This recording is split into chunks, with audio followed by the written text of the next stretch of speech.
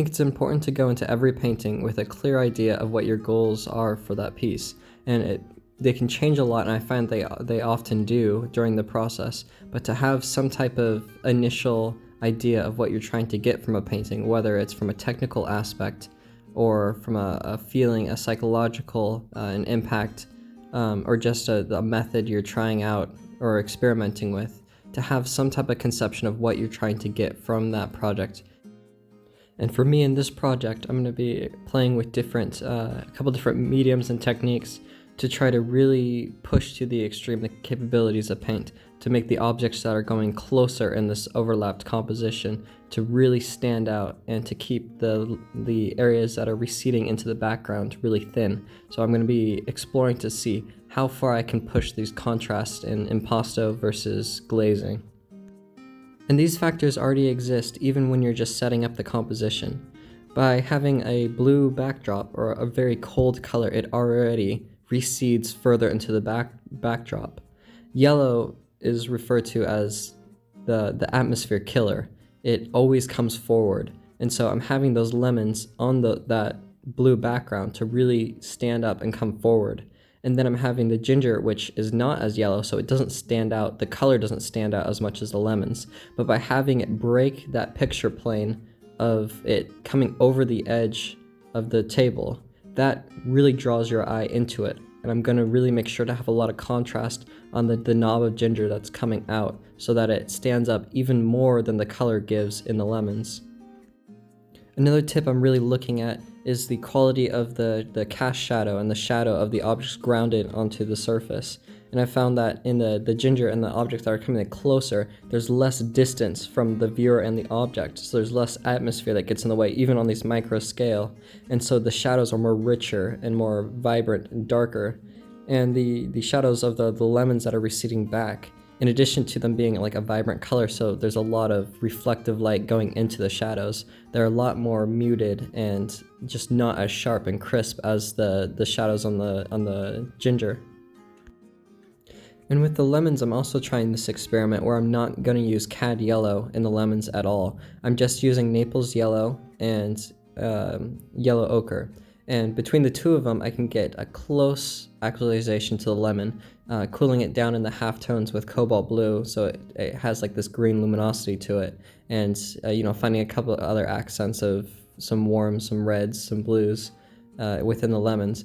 But I can't get that immediate result of the high potency of yellow that a cad yellow would have.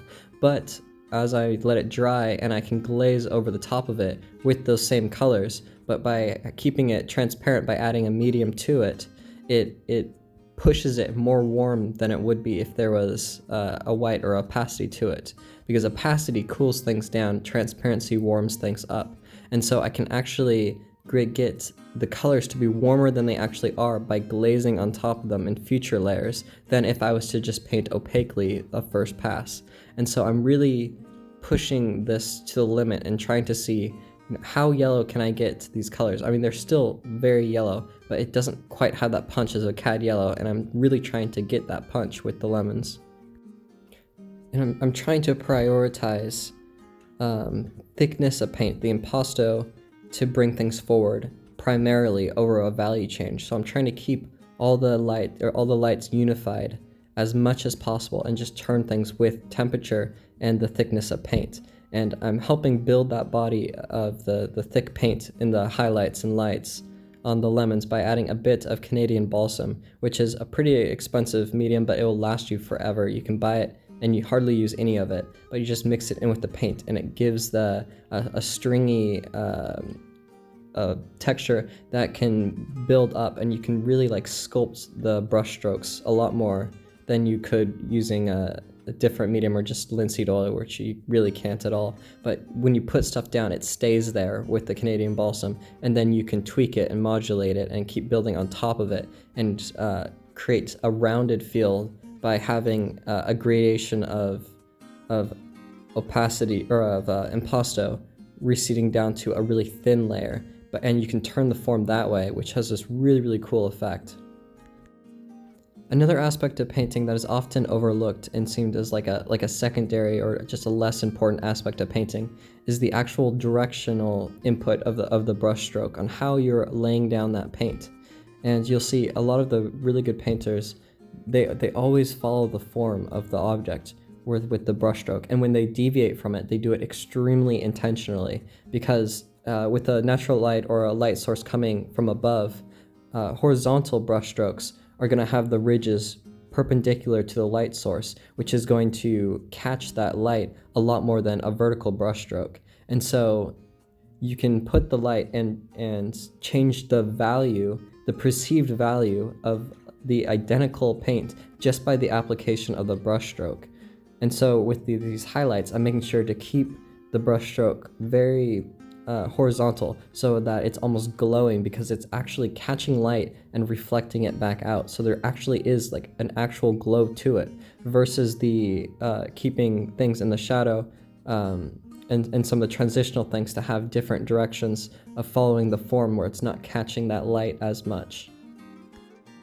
This is where it's also really important that if you're working with artificial light, no matter what the quality of the light is you're working with, to make sure that it's coming from directly above, so that you can judge these things based on the brush strokes accurately, because all galleries and places you'll show it will have the lights coming from the ceilings.